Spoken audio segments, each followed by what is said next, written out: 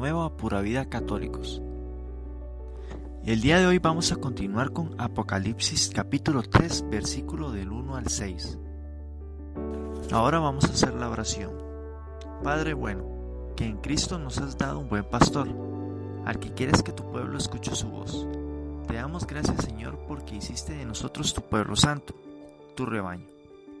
En medio de las dificultades de la vida, te pedimos que tu gracia nos impulse a seguir el buen pastor, Cristo, tu Hijo que nos habla en su palabra, el que vive y reina por los siglos de los siglos. Amén. Hoy vamos a hablar de la quinta carta dirigida a Sardes. Sardes, capital del reino de Lidia, era proverbial en la antigüedad por sus riquezas. El nombre de su rey era Crespo. Todavía se usa hoy en día para designar a los multimillonarios. Esta ciudad estaba situada a unos 50 kilómetros al sudeste de Tiatira. El núcleo principal de la ciudad surgía sobre una alta y escarpada montaña, que hacía de ella una fortaleza inexpugnable. En el año 17 de la era cristiana fue destruida por un temblor de tierra, pero con la ayuda del emperador Tiberio logró reconstruirse. El culto principal de la ciudad era un tributo a la Magna Mater, una divinidad indígena parecida a la Artemis de Éfeso. La industria principal de la ciudad era de la lana y la tintorería. Sus habitantes tenían fama de licenciosos, que eran entregados a vicios e inmorales. El remitente es Jesucristo, el que posee los 7 espíritus de Dios y las 7 estrellas, afirma. Jesucristo se presenta aquí como el que tiene los 7 espíritus de Dios y las 7 estrellas, que significa que tiene el poder absoluto que Cristo tiene sobre todas las iglesias y sobre todos los cristianos. Esta expresión ya fue usada en Apocalipsis capítulo 1, versículo 16. Las estrellas representan las iglesias, a las cuales se dirige San Juan, y tenerlas en su mano indica el poder que Jesucristo ejerce sobre los jefes de las iglesias, o sea, los obispos, y sobre las mismas iglesias. Estos 7 espíritus pueden designar al espíritu septiforme, del que se nos habla en Isaías capítulo 11, versículo 2.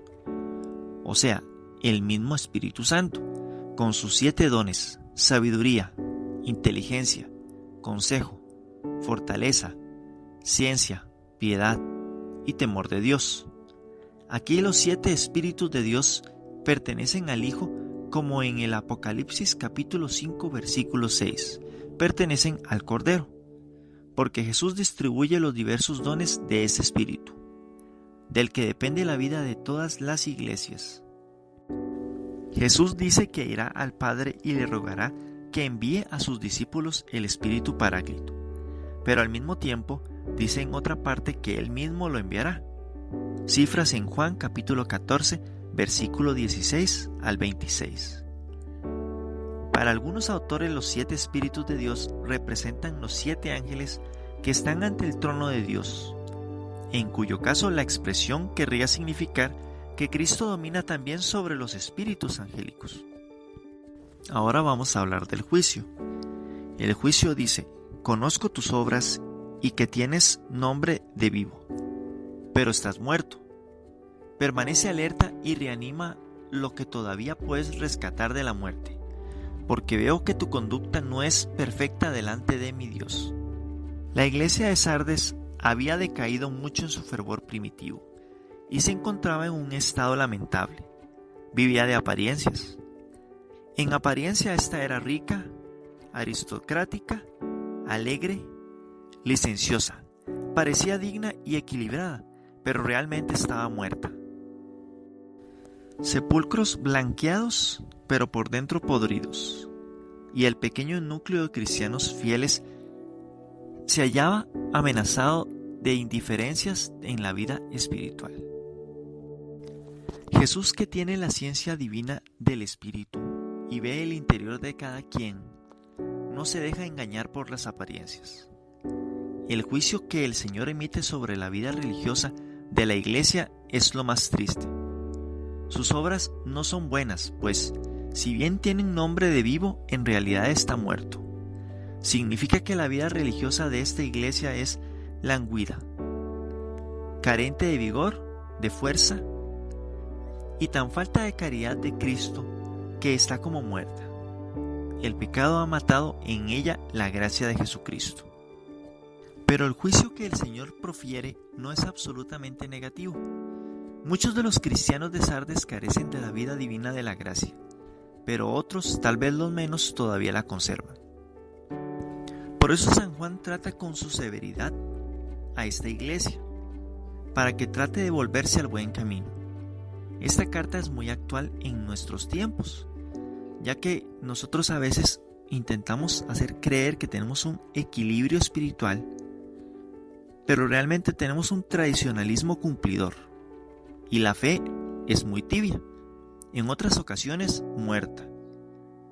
Muchos de nosotros, incluyendo sacerdotes y religiosos, somos aparentemente dignos, respetables, serios y equilibrados.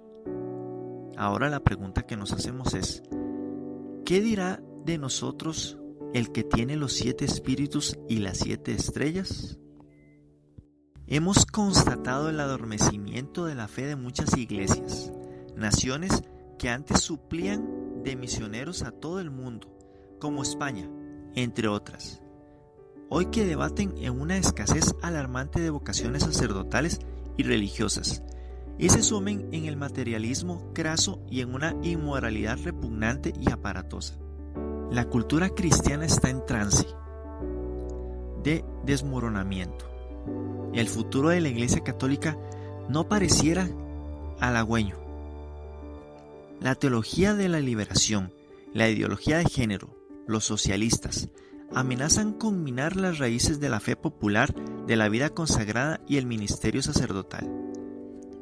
¿Estaremos como la iglesia de Sardes? Ahora vamos a hablar de la conversión. Recuerda cómo has recibido y escuchado la palabra y consérvala fielmente y arrepiéntete.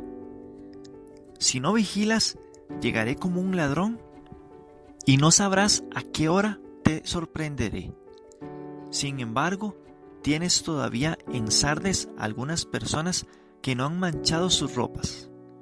Ellas me acompañarán vestidas de blanco, porque lo han merecido. Aquí Jesús los exhorta a velar para que no llegue a faltar también la vida y la fe en aquellos que aún subsisten. Para estimularla a velar, les recuerda el valor de los dones recibidos, que son dones de vida eterna. La exhortación de la vigilancia, sirviéndose de la imagen del ladrón, tomada de los sinópticos. 2 hechos históricos podrían servir a los cristianos para meditar en su vida religiosa deficiente, para arrepentirse y volver de nuevo a la vida fervorosa del principio. Lo primero que se nos pide es que recordemos cómo recibimos y escuchamos la palabra de Dios. Todos tenemos una historia de beneficios espirituales que el Señor nos ha concedido a lo largo de la vida. Formación bautismal, primera comunión, preparación de la confirmación, fervores de juventud, quizá dones extraordinarios de oración. Cambiamos y el mundo nos ha desgastado con su lento pasar por nuestras vidas. Nuestra fe se entibia y la poca formación nos vuelve ignorantes. Hemos de regresar a casa como el hijo pródigo. El Señor es nuestra brújula y debemos orientarnos a Él. De lo contrario, el castigo no se hará esperar. El Señor se presentará de improviso y vendrá como ladrón si no estás preparado para castigar a los culpables. En la iglesia de Sardes, al lado de las almas muertas, habían todavía otras de vida perfecta. Estas personas no han manchado sus vestidos y por eso caminarán con el Señor vestidos de blanco. Los vestidos blancos que tanto aparecen en el Apocalipsis son símbolo no solo de pureza, sino también de victoria, de alegría y de fiesta. En el cielo, los elegidos, los ángeles y hasta el mismo Dios aparecen con vestidos de color blanco. Estas almas selectas de Sardes, a las que alude el autor sagrado, formarán parte de aquel Cristo en el cielo. En otra parte, por mención del vestido, convenía la perfección a esta ciudad, ya que Sardes era muy renombrada en la antigüedad por sus telas y tejidos.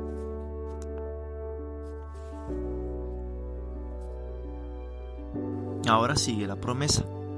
El vencedor recibirá una vestidura blanca. Nunca borraré su nombre del libro de la vida y confesaré su nombre delante de mi Padre y de sus ángeles. A los cristianos fieles de Sardes que resulten vencedores en una lucha moral y espiritual contra los enemigos de Dios, Cristo les promete el premio escatológico de la vida eterna. Este premio es designado bajo una triple forma. La primera es: los vencedores se vestirán de sus vestiduras blancas que representan la victoria final y la gloria de las que serán revestidos. Los elegidos en el cielo. En el segundo se les promete que jamás será borrado su nombre en el libro de la vida. En el Antiguo Testamento se menciona el libro de la vida, en el cual Dios tenía escrito los nombres de los hijos de Israel. Éxodo capítulo 32, versículo del 32 al 33. El estar escrito en dicho libro daba derecho a participar de las bendiciones mesiánicas. En cambio, si era borrado, significaba la exclusión del pueblo de Dios de los tiempos mesiánicos. Luego significaría el derecho a participar de las alegrías de la vida futura en el cielo. En el Nuevo Testamento, el libro de la vida se designa en donde están registrados los nombres de los elegidos. Pertenecer a la iglesia de Jesús, pertenecer a su cuerpo, participar de su espíritu, ser corredentores con él de la gloria del Padre. Ese es el premio para quienes sean fieles en esta hora de tribulación. El Señor promete al vencedor confesar su nombre delante de su Padre y delante de sus ángeles, es decir, le reconocerá como suyo en el último juicio. Este premio presentado bajo una triple forma designa una misma cosa: la vida eterna que se promete a los vencedores en las luchas contra el mundo, el demonio y la carne. Ahora sigue la escucha. El que tenga oídos que oiga lo que el Espíritu le dice a las iglesias. Habla el Espíritu Santo, inspirador de los profetas. Él es el Espíritu de Cristo el que habla, que conoce el corazón de todos los hombres y valora sus acciones para reprender y corregir. Incita a los fieles a escuchar las amonestaciones de Cristo y llevarlas a la práctica. El que oye es llamado a obedecer. Escuchar a alguien significa obedecerle. Y con eso terminamos el video de hoy. Si les gustó, compártanlo con sus amigos, denle me gusta, denle a la campanita para recibir todas las notificaciones y nos vemos en el próximo video.